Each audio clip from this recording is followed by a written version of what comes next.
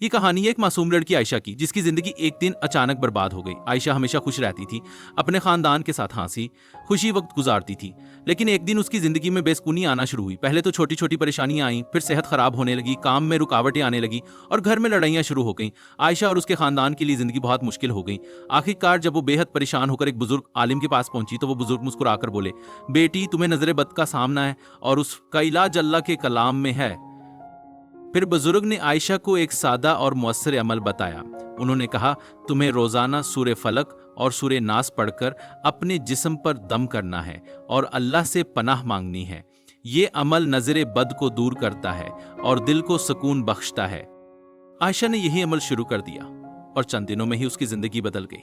اس کی صحت بہتر ہو گئی، گھر میں سکون آ گیا اور اس کی زندگی دوبارہ خوشحال ہو گئی۔ نظر بد ایک حقیقت ہے اور قرآن و سنت میں اس کا علاج بھی موجود ہے۔ اگر آپ بھی ایسے مسائل سے گزر رہے ہیں تو یہ عمل آپ کے لیے بھی بہت فائدہ مند ثابت ہو سکتا ہے۔